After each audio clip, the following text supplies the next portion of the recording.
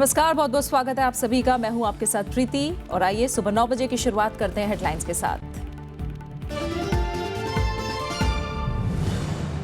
पाकिस्तान से विदेश सचिव स्तर वार्ता पर फैसला आज। प्रधानमंत्री और विदेश मंत्री के बीच हुई बैठक। एनएसए अजीत डोभाल की पेरिस से वापसी का इंतजार।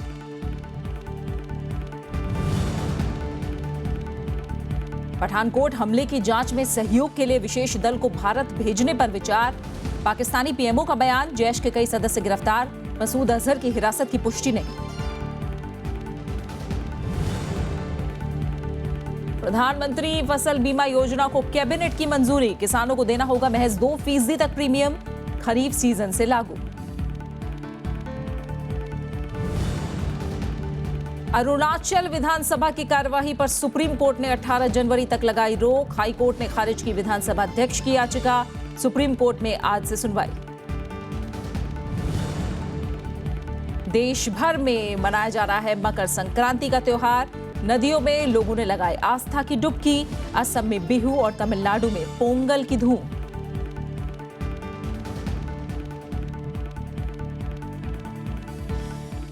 पाकिस्तान के साथ शुक्रवार को होने वाली विदेश सचिव स्तर की वार्ता को लेकर आज फैसला किया जाएगा।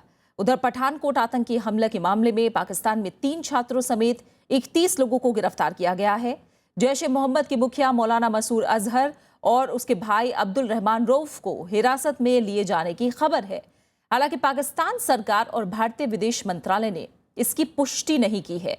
पाकिस्तान के प्रधानमंत्री नवाज शरीफ ने कल पठानकोट मामले की जांच के लिए सुरक्षा एजेंसियों और सेना के अधिकारियों की एक संयुक्त जांच दल का गठन किया है। पठानकोट आतंकी हमले के मामले में भारत की ओर से सौंपे गए सबूतों पर पाकिस्तान ने कार्रवाई तेज कर दी है। सुरक्षा एजेंसियों ने बुधवार को आतंकी संगठन जैश ए मोहम्मद के कई दफ्तरों में छापेमारी की और उन्हें सील कर दिया। अब तक 31 लोगों को गिरफ्तार किया गया है। जैश ए मोहम्मद के सरगना मौलाना मसूद अजहर और उसके भाई अब्दुल रहमान रऊफ समेत कई अन्य आतंकियों को हिरासत में लेने की खबर है, लेकिन पाकिस्तान सरकार और भारत के विदेश मंत्रालय ने इसकी पुष्टि नहीं की है। मौलाना मसूद अजहर की गिरफ्तारी के बारे में हम लोग के पास आधिकारिक तौर पर कोई सूचना नहीं आई है। We have no official confirmation on the arrest of JEM chief Masood Azhar. Seen the press release that has been put out by the Pakistani side, but we have no official confirmation on the arrest of Masood Azhar. Pakistan के प्रधानमंत्री नवाज शरीफ ने इस मामले में हो रही कार्रवाई की समीक्षा के लिए बुधवार को उच्च स्तरीय बैठक की, जिसमें सेना प्रमुख और आईएसआई के डीजी भी मौजूद थे। उन्होंने पठानकोट हमले की जांच के लिए एक संयुक्त जांच दल बनाया है। इधर पाकिस्तान के साथ विदेश सचिव स्तर की 15 जनवरी को इस्लामाबाद में होने वाली बैठक पर स्थिति अब भी साफ नहीं है। भारत सरकार आज इस बारे में फैसला करेगी। बुधवार को प्रधानमंत्री नरेंद्र मोदी और विदेश मंत्री सुषमा स्वराज के बीच करीब 2 घंटे की बातचीत हुई। विदेश मंत्रालय के अधिकारी ने बताया कि राष्ट्रीय सुरक्षा सलाहकार अजीत डोभाल के गुरुवार को विदेश से लौटने के बाद फिर बैठक होगी, जिसके बाद अंतिम फैसला लिया जाएगा। इससे पहले विदेश मंत्री सुषमा स्वराज से विदेश सचिव एस जयशंकर ने मुलाकात की। हमारा विदेश मंत्रालय, हमारा गृह मंत्रालय इन सारी घटनाक्रम का संज्ञान लिए हुए जो भी देश हित में हो वो कार्रवाई कर रहा है। वहीं पठानकोट एयरबेस में आतंकी हमले के मामले में एसपी सलविंदर सिंह से बुधवार को एनआईए की पूछताछ जारी रही। एनआईए ने घटनास्थल के पास से एक वायरलेस सेट भी बरामद किया। पठानकोट एयरबेस पर हुए हमले में 6 आतंकी मारे गए थे और 7 जवान शहीद हो गए थे। Bureau report, Rajya Sabha TV. Cabinet ने प्रधानमंत्री फसल बीमा योजना को मंजूरी दे दी है। इसमें किसानों को खरीफ फसलों के लिए 2% और रबी फसलों के लिए भी महज 2% तक प्रीमियम देना होगा। योजना खरीफ सीजन से लागू होगी। आज की कैबिनेट ने यह फैसला किया है कि एक नई फसल बीमा योजना लागू की जाएगी, जिसे प्रधानमंत्री फसल बीमा योजना कहा जाएगा। केंद्रीय गृह मंत्री राजनाथ सिंह ने कहा कि नई बीमा योजना में फसलें खराब होने पर किसानों को पूरा मुआवजा मिल सकेगा। फिलहाल 19.44 करोड़ हेक्टेयर पर खेती होती है और इसमें से 23% खेती का ही बीमा होता है। केंद्र सरकार का लक्ष्य आधी जमीन को योजना के तहत लाना है। इस पर करीब 9,000 करोड़ रुपए का खर्च आएगा। खरीफ में 2% और रबी में 1.5% और पहले 15% तक था। यानी पहले ज्यादा लगाओ और कम पाओ, और अब कम लगाओ और ज्यादा पाओ। तो 11% के कैपिंग के कारण नुकसान की पूरी भरपाई नहीं होती थी, उसको इस नई बीमा योजना के अंतर्गत उस कैपिंग को हटा दिया गया है। कैबिनेट ने 7वें वेतन आयोग की सिफारिशों को लागू करने के लिए सचिवों की एक अधिकार प्राप्त समिति को भी मंजूरी दी। Vishal Dahiya, Rajya Sabha TV. Supreme Court Arunachal Pradesh में सियासी संकट से जुड़ी याचिकाओं पर आज से सुनवाई शुरू करेगा। इससे पहले कल कोर्ट ने 18 जनवरी तक अरुणाचल प्रदेश विधानसभा की कार्यवाही पर रोक लगा दी और गुवाहाटी हाईकोर्ट के कुछ आदेशों को लेकर दायर याचिका पर सुनवाई के लिए तैयार हो गया। उधर गुवाहाटी हाईकोर्ट ने अरुणाचल प्रदेश के विधानसभा अध्यक्ष नबाम रेबिया की उस याचिका को खारिज कर दिया जिसमें उन्होंने 16 दिसंबर को बागी कांग्रेस विधायकों और विपक्षी दल बीजेपी की ओर से विधानसभा सत्र की बैठक को चुनौती दी थी। रेबिया ने अरुणाचल प्रदेश के राज्यपाल और विधानसभा उपाध्यक्ष के अलग अलग आदेशों को कोर्ट में चुनौती दी है। सुप्रीम कोर्ट ने एक बार फिर जल्लीकट्टू खेल पर रोक हटाने की याचिका खारिज कर दी। सुप्रीम कोर्ट ने मंगलवार को ही इस बारे में बड़ा फैसला देते हुए जल्लीकट्टू को जारी रखने पर असहमति जताई थी। कोर्ट ने इस बारे में केंद्र सरकार के नोटिफिकेशन पर रोक लगाई थी, लेकिन जल्लीकट्टू खेल के समर्थकों ने कोर्ट के मंगलवार के फैसले को चुनौती देने वाली एक याचिका कल फिर दायर की थी, लेकिन अदालत ने उसे खारिज कर दिया। कोर्ट ने ये रोक पशु संरक्षण से जुड़ी पेटा और ऐसी ही अन्य संस्थाओं की तरफ से दायर याचिकाओं पर सुनवाई के बाद लगाई थी। अदालत के आदेश का राज्य में कई जगह विरोध भी हुआ है। तमिलनाडु की मुख्यमंत्री जयललिता ने प्रधानमंत्री नरेंद्र मोदी को पत्र लिखकर जल्लीकट्टू को जारी रखने के लिए अध्यादेश लाने की भी मांग की थी। सुप्रीम कोर्ट ने इटली मरीन मैसिमिलियानो लातोरे की इटली में रहने की इजाजत 30 अप्रैल तक बढ़ा दी है। साथ ही केंद्र सरकार को निर्देश दिया है कि वो अंतर्राष्ट्रीय मध्यस्थता की कार्यवाही के बारे में कोर्ट को 13 अप्रैल तक सूचित करें। मंगलवार को इतालवी सेनेट के रक्षा प्रमुख ने कहा था कि मरीन मैसिमिलियानो लातोरे वापस भारत नहीं आएगा। सुप्रीम कोर्ट ने सितंबर 2014 में लातोरे को मस्तिष्काघात होने पर 4 महीने के लिए इटली जाने की इजाजत दी थी, जिसे बाद में बढ़ाकर 6 महीने कर दिया गया और ये मियाद अब पूरी हो चुकी है। इस मामले में दूसरा आरोपी दिल्ली स्थित इटली के दूतावास में है।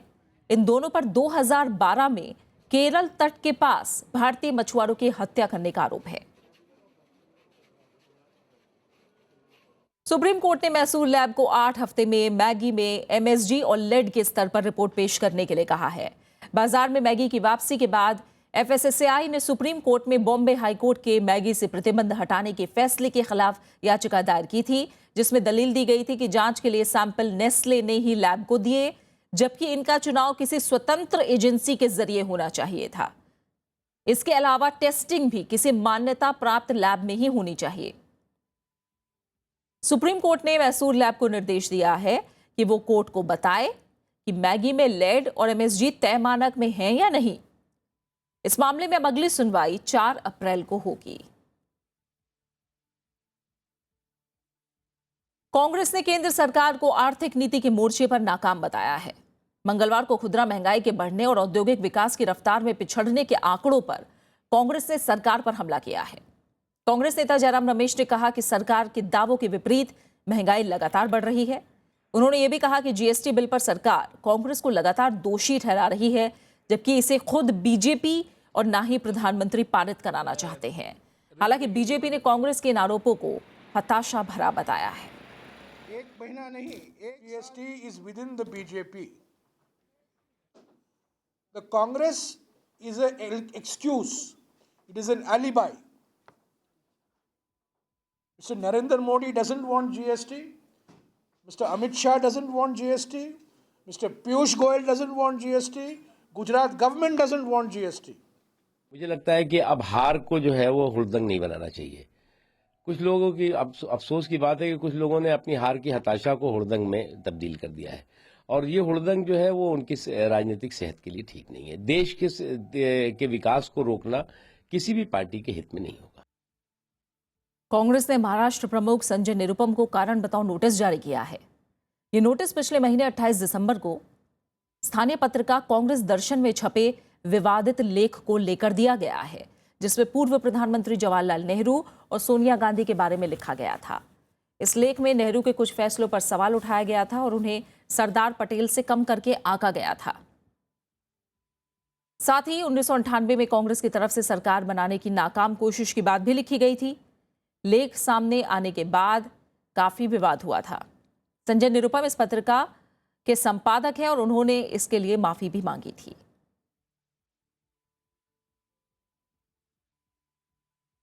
लोक लेखा समिति रेल कोच में आग लगने और सेना में पैराशूट की कमी के साथ साथ 31 अन्य विषयों पर जांच करेगी। समिति रेलवे हादसों पर सीएजी की रिपोर्ट में गिनाई गई कमियों की भी समीक्षा करेगी। इन सभी विषयों पर हाल में संपन्न संसद के शीतकालीन सत्र में सीएजी ने अपनी रिपोर्ट पेश की थी। रेलवे हादसों पर सीएजी रिपोर्ट में कहा गया था कि भारतीय रेल में आग लगने की ज्यादातर घटनाएं शॉर्ट सर्किट, खराब रखरखाव और जागरूकता की कमी के चलते होती हैं। रिपोर्ट के मुताबिक बीते सालों में इस तरह की दुर्घटनाओं में बढ़ोतरी दर्ज की गई है। इसके अलावा सेना में एक दशक से पैराशूट की कमी पर भी सीएजी ने सवाल उठाए थे। कांग्रेस नेता केवी थॉमस लोक लेखा समिति के अध्यक्ष हैं।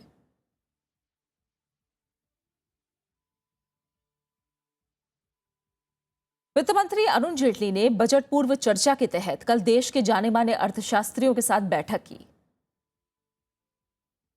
बैठक में अर्थशास्त्रियों ने कहा कि राजस्व घाटे को काबू में लाने के सरकार के लक्ष्य में कुछ कमी रह सकती है। ऐसा इसलिए है क्योंकि सरकार ने 1 रैंक 1 पेंशन और 7वें वेतन आयोग के लिए ज्यादा वित्त का आवंटन करने की बात कही है। अर्थशास्त्रियों ने कृषि, ग्रामीण क्षेत्रों में सुधार की वकालत के साथ साथ मैन्युफैक्चरिंग सेक्टर में रोजगार बढ़ाने पर जोर दिया है। Need to have both manufacturing and employment because manufacturing share in employment is low even in China. So we need to have more manufacturing and services. So and lastly on social sector, there is a need for push in social sector expenditure, particularly on health. Delhi सरकार ने दावा किया है कि 1 फरवरी से सरकारी अस्पतालों में मरीजों को दवाइयां मुफ्त मिलेंगी। दावा यह भी किया गया है कि इन अस्पतालों में अब सभी दवाइयां भी उपलब्ध होंगी। मरीजों की शिकायत के बाद केजरीवाल सरकार ने यह कार्रवाई की है। अस्पतालों को 6 महीने की दवाइयों का स्टॉक रखने के भी निर्देश दिए गए हैं। दिल्ली के सरकारी अस्पताल, जहां सिर्फ दिल्ली ही नहीं आसपास के राज्यों से भी मरीज इलाज के लिए आते हैं। मरीजों का इलाज तो शुरू हो जाता है, लेकिन सबसे बड़ी दिक्कत दवाइयों की होती है। ज्यादातर अस्पतालों में दवाइयां नहीं मिलती हैं और जो मिलती हैं वो काफी महंगी होती हैं। थोड़ी सी दवाइयां मिलती जो सस्ती होती है, बाकी जो महंगी होती है बाजार की लिख के दे देते, वो हमें लेनी पड़ती है। फिर मरीजों की बढ़ती शिकायतों के बाद दिल्ली सरकार ने सभी अस्पतालों में मुफ्त दवाइयां उपलब्ध कराने के निर्देश दिए हैं। 1 फरवरी से सरकार इसके लिए हेल्पलाइन भी जारी करने जा रही है। सरकारी अस्पताल को 6 महीने तक की सभी दवाओं का स्टॉक भी रखना होगा। इतना ही नहीं, दवाइयों का पूरा लेखा जोखा कंप्यूटराइज होगा, जिससे घोटाले की संभावना नहीं होगी। अस्पतालों में डॉक्टरों की संख्या भी बढ़ाई जाएगी। 1 फरवरी से हमें उम्मीद है कि दिल्ली सरकार के किसी भी हॉस्पिटल में आपको किसी भी व्यक्ति को अगर इलाज कराने जाता है वो, तो उसको कोई भी दवाई या कंज्यूमेबल आउट ऑफ स्टॉक है ये नहीं कहा जाएगा। उसको सभी दवाइयाँ और उसको सभी कंज्यूमेबल्स उपलब्ध कराए जाएंगे। मुख्यमंत्री अरविंद केजरीवाल ने डॉक्टरों को भी हिदायत दी है कि वो उन्हीं दवाओं को लिखें जो अस्पताल में उपलब्ध हैं। हालांकि डॉक्टरों का कहना है कि सरकारी अस्पतालों में 40% मरीज दूसरे राज्यों से इलाज करवाने आते हैं। सरकार को इस पर भी विचार करना चाहिए। बेसिकली बजट तो दिल्ली के लोग जो हैं उन्हीं के लिए बनाया जाता है, लेकिन ऑब्वियसली जो हमारी क्लाइंटेल है उसमें 40% पेशेंट जो हैं वो डेफिनेटली बाहर के स्टेट से आते हैं। ये प्रॉब्लम हमारे साथ है, ये प्रॉब्लम इवन जो ऑटोनॉमस इंस्टीट्यूशन जैसे एम्स उनके साथ है, यही प्रॉब्लम सेंट्रल गवर्नमेंट के जो अस्पताल चलाए जा रहे हैं सफदरजंग वगैरह उनके साथ भी है। सरकार के इस फैसले से मरीजों को फायदा होने की उम्मीद है। दिल्ली सरकार ने बजट में हेल्थ सेक्टर को 45% से ज्यादा यानी 4,787 करोड़ रुपए आवंटित किए थे। अनु दीवान, राज्यसभा टीवी। और खबरें लगातार जारी हैं, आप बने रहिए हमारे साथ। हम लौट रहे हैं एक छोटे से ब्रेक के बाद।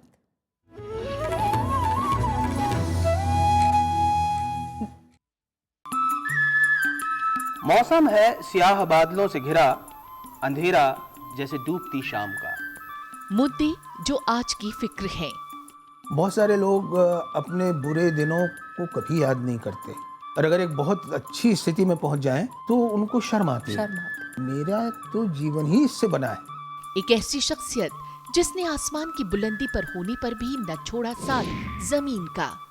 मैं अपने स्मृति कोश के साथ बहुत सलाहियत के साथ रहता हूँ। लेखक के लिए यही सबसे बड़ी पूंजी होती है। मिलिए शख्सियत में कलम की दुनिया के एक ताबिंदा सितारे लीलाधर मंडलोई से, सिर्फ राज्यसभा टीवी पर।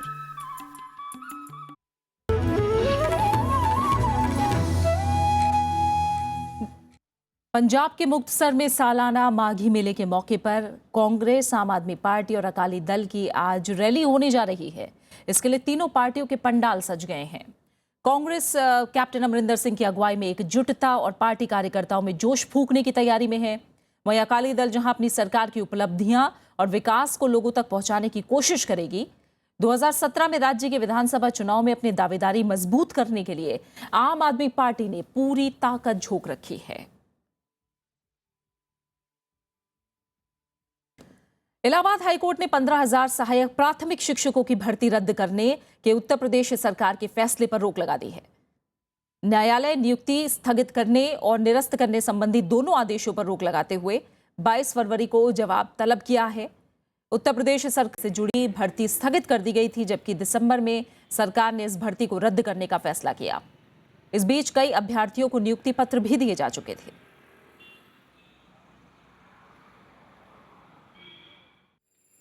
केरल हर नागरिक अब केरल का 4वीं कक्षा तक पढ़ा लिखा है, यानी केरल सबको प्राथमिक शिक्षा देने वाला देश का पहला राज्य बन गया है। उपराष्ट्रपति मोहम्मद हामिद अंसारी ने तिरुवनंतपुरम में कल इसकी घोषणा की। उन्होंने कहा कि शिक्षा के प्रसार से व्यक्तिगत आजादी और अधिकारों को बढ़ावा मिलता है। पूर्ण साक्षरता हासिल करने के बाद बुधवार को केरल के नाम एक और उपलब्धि जुड़ गई। अब केरल देश का ऐसा पहला राज्य है जहां के सभी नागरिक कम से कम 4वीं तक शिक्षित हैं। उपराष्ट्रपति मोहम्मद हामिद अंसारी ने बुधवार को तिरुवनंतपुरम में केरल को यह विशिष्ट दर्जा प्रदान किया।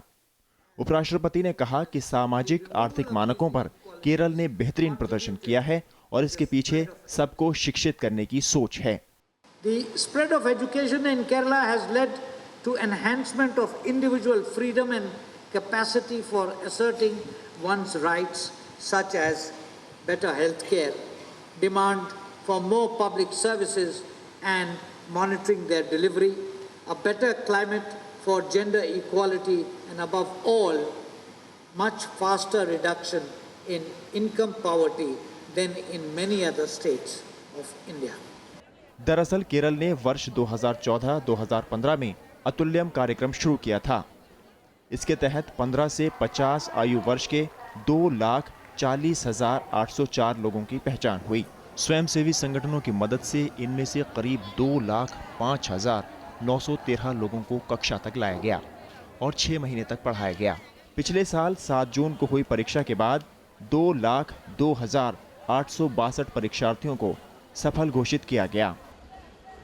This remarkable educational achievement is a result of the enlightened political leadership of Kerala, the dedication of its public functionaries and motivated volunteers, as well as the dynamism of the people of Kerala who have come to value the importance of education. केंद्रीय मानव संसाधन विकास मंत्रालय के मुताबिक कार्यक्रम को बेहतर तरीके से लागू किया गया, जिससे इसके सभी उद्देश्य पूरे हुए। इससे पहले 18 अप्रैल 1991 को केरल को पूर्ण साक्षर राज्य घोषित किया गया था। सैयद कम्बर अब्बास, राज्यसभा टीवी, तिरुवनंतपुरम।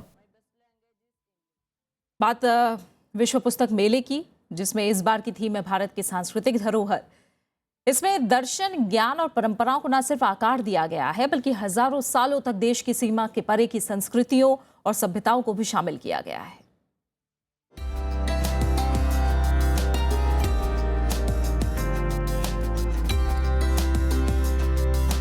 अनेकता में एकता को भारतीय संस्कृति का सार मानते हुए विश्व पुस्तक मेला युवाओं, बच्चों और देश विदेश से आए मेहमानों को खासा प्रभावित कर रहा है। पुस्तक मेले में उन पहलुओं से रूबरू कराया जा रहा है जिनका वास्ता रोजमर्रा की जिंदगी से है। जब हमें अपने सांस्कृतिक धरोहर के बारे में पता चलेगा, हम जितना उसको जानेंगे, we can feel proud to be an Indian. All the manuscripts that we have in India, जितना भी है वो सब देखने के लिए और जानने के लिए दोबारा आए और बहुत ज़्यादा हमें पता चला। पुस्तक मेले की थीम में एक तरफ जहां आपको भारत की विविधता दिखाई देगी, वहीं दूसरी तरफ इस थीम की बनावट इस तरह की गई है कि ये देश के अलग अलग राज्यों की संस्कृति, लोक नृत्य और कला से भी परिचय करा सके। पुस्तक मेले में पांडुलिपि भी दर्शकों के आकर्षण का केंद्र बने हुए हैं।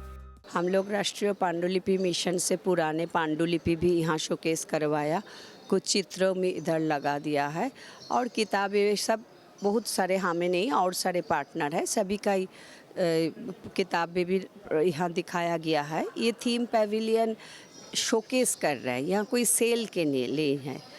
पुस्तक मेले की थीम को 4 संस्थाओं ने मिलकर बनाया है। इसमें 800 भाषाओं से ज्यादा की पुस्तकों को प्रदर्शित किया गया है। तो हम लोग का जो थीम है, जो टैगलाइन है, ये है विविध भारत, विविधता में एकात्मता। सब इसको हम लोग आगे बढ़ाने के लिए सबको, जो बाहर से आए हुए हैं विश्व के सामने में, भारत का जो सबसे बड़ा स्पेशलिटी है, जो हम लोग इतना सारे वेराइटीज़ में, इतने सारे विविधता में भी हम लोग एक साथ जोड़ के हम लोग एक भारत बन के हम लोग चल रहे हैं। 17 जनवरी तक चलने वाले इस पुस्तक मेले में पुस्तक प्रेमी बढ़ चढ़कर हिस्सा ले रहे हैं। पुस्तक प्रेमियों की भीड़ को देखकर आयोजक भी खासा उत्साहित हैं। पूरब से लेकर पश्चिम तक, उत्तर से लेकर दक्षिण तक हिंदुस्तान की चारों दिशाओं की संस्कृति को विश्व पुस्तक मेले ने अपनी बाहों में समेट लिया है, क्योंकि विश्व पुस्तक मेले की थीम है भारत की सांस्कृतिक धरोहर। कैमरामैन विजय के साथ मोहम्मद फातेह टीपू, राज्यसभा टीवी, दिल्ली। और अब एक नजर कुछ अहम अंतर्राष्ट्रीय खबरों पर। अफगानिस्तान और पाकिस्तान बुधवार को फिर आतंकी हमलों से दहल उठे।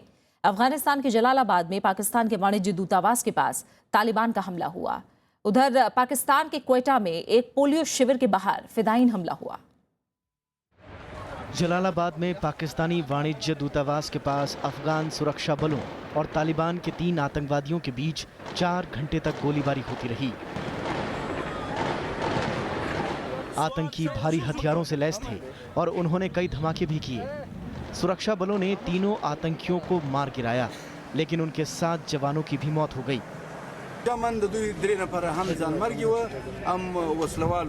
دا درې سره لمنځه تللي دي او زموږ امنیتي ځواکونه 9 نفره شهیدان شوي دي او زموږ 9 نفره زخمیان دي، په دې کې 3 نفره ملکي نفر هم زخمیان شوي دي। उधर बलूचिस्तान की राजधानी क्वेटा में भी एक पोलियो सेंटर के बाहर धमाका हुआ। पुलिस ने बताया कि एक आत्मघाती हमलावर ने गेट के पास खड़ी पुलिस वैन को निशाना बनाया। इसमें 13 पुलिस वालों और 2 लोगों की मौत हो गई, जबकि 10 घायल हैं। किसी सूरत में नहीं हटेंगे। पोलियो की मुहिम पूरे सूबे में चलती रहेगी, नॉन स्टॉप चलती रहेगी, विदाउट एनी इंटरप्शन चलती रहेगी और हम इसको कोशिश करेंगे कि अपने रिसोर्सेज मजीद बढ़ाकर इसको मजीद तेज करें। दोनों हमले ऐसे वक्त में हुए हैं जब तालिबान को वार्ता की मेज पर लाने की कोशिशें हो रही हैं। बीते सोमवार को इस्लामाबाद में अफगानिस्तान, पाकिस्तान, चीन और अमेरिकी अधिकारियों की बैठक भी हुई थी। Bureau report, Rajya Sabha TV. तुर्की ने इस्तांबुल बम धमाके से जुड़े होने के संदेह में अब तक 5 लोगों को गिरफ्तार किया है। इस बीच तुर्की में रूसी कॉन्सुलेट ने 3 रूसी नागरिकों की गिरफ्तारी की पुष्टि की है।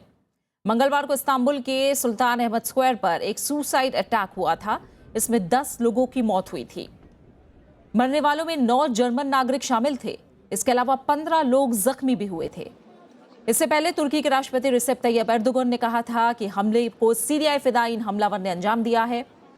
हालांकि किसी संगठन ने हमले की जिम्मेदारी नहीं ली है, लेकिन ISIS पर वारदात को अंजाम देने का शक जाहिर किया जा रहा है। सीरिया में संयुक्त राष्ट्र के विशेष दूत स्टेफन द मिस्तुका ने बुधवार को सुरक्षा परिषद के 5 स्थायी सदस्यों के राजदूतों से मुलाकात की। बैठक में 25 जनवरी से जिनेवा में प्रस्तावित सीरिया शांति वार्ता पर चर्चा हुई। इस बीच सीरिया में विद्रोही दलों के संयोजक रियाज हिजाब ने बर्लिन में जर्मनी के विदेश मंत्री फ्रैंक वॉल्टर से मुलाकात की। रियाज हिजाब ने कहा कि अभी सरकार के साथ बातचीत में शामिल होने पर फैसला नहीं हुआ है। इससे पहले बुधवार को रियाज ने पेरिस में कहा था कि सीरियाई विपक्ष को बातचीत में शामिल होने के लिए मुश्किल हालात का सामना करना पड़ रहा है। रियाज ने आरोप लगाया था कि रूस के दबाव में अमेरिका ने सीरियाई सरकार पर अपना रुख नर्म कर लिया है। ईरान ने 10 अमेरिकी नाविकों को रिहा कर दिया है। ईरान ने बुधवार को दावा किया था कि ये नाविक ईरान के समुद्री क्षेत्र में घुस आए थे। अमेरिका के मुताबिक उसके 2 जहाज खाड़ी में प्रशिक्षण मिशन पर थे। इनमें से एक में तकनीकी खराबी आने के बाद वो ईरानी क्षेत्र में चला गया था, जिसके बाद ईरान ने इस पर सवार लोगों को हिरासत में ले लिया था। अमेरिका ने अपने नाविकों को रिहा करने के ईरान के कदम पर खुशी जाहिर की है। I also want to thank the Iranian authorities for their cooperation and quick response. These are always situations which, as everybody here knows, have an ability, if not properly guided, to get out of control. And I'm appreciative for the quick and appropriate response of the Iranian authorities. खेल की दुनिया से जुड़ी एक अहम खबर है। खेलों में प्रतिबंधित दवाओं के सेवन से जुड़े मामलों की निगरानी करने वाली संस्था वर्ल्ड एंटी डोपिंग एजेंसी यानी वाडा की जांच समिति आज अपनी रिपोर्ट अंतर्राष्ट्रीय एथलेटिक्स महासंघ यानी IAAF को पेश करेगी। वाडा की जांच समिति ने खेल महासंघों के संगठन डोपिंग अपराध में शामिल होने के आरोपों की जांच की है। इधर IAAF के अध्यक्ष सेबेस्टियन ने कहा है कि वाडा की रिपोर्ट आने के बाद कुछ और देशों पर प्रतिबंध लगाया जा सकता है। इससे पहले डोपिंग के आरोप में रूस के एथलीटों पर किसी भी खेल प्रतियोगिता में हिस्सा लेने पर प्रतिबंध लगाया जा चुका है।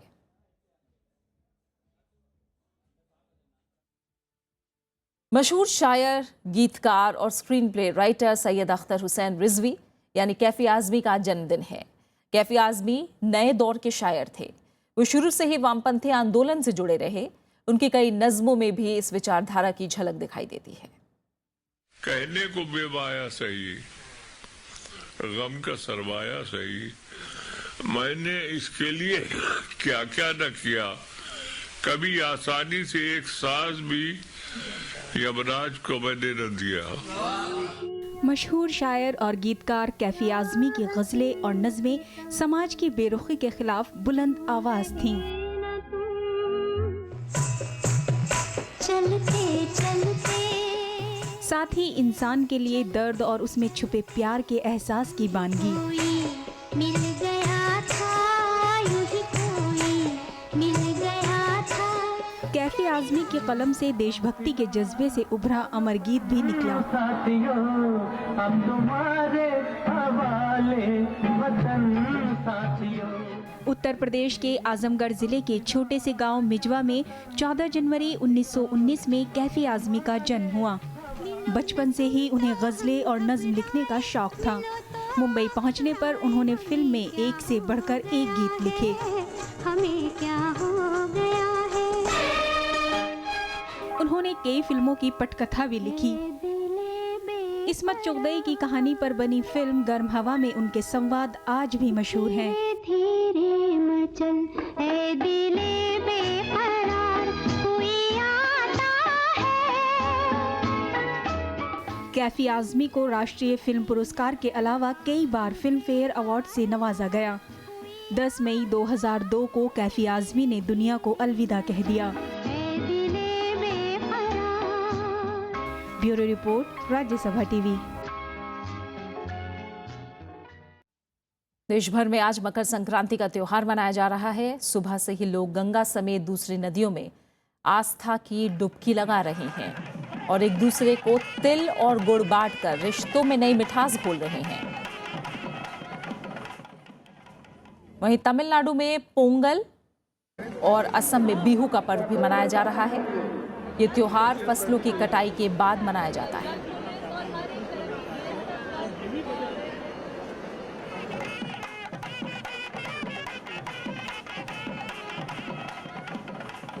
और आखिर में एक नजर हेडलाइंस पर।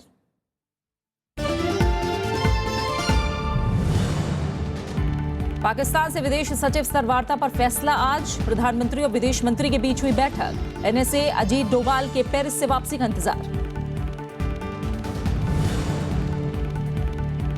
पठानकोट हमले की जांच में सहयोग के लिए विशेष दल को भारत भेजने पर विचार।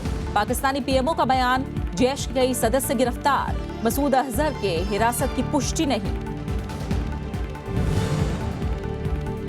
प्रधानमंत्री फसल बीमा योजना को कैबिनेट की मंजूरी। किसानों को देना होगा महज 2% तक प्रीमियम। खरीफ सीजन से लागू।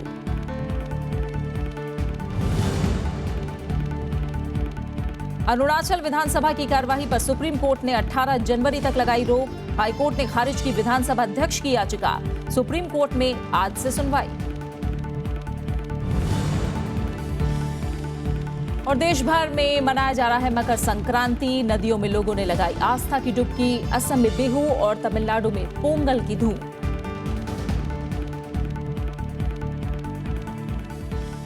और इसी के साथ फिलहाल इस बुलेटिन में इतना ही। आगे देखिए खास कार्यक्रम देश देशांतर। नमस्कार।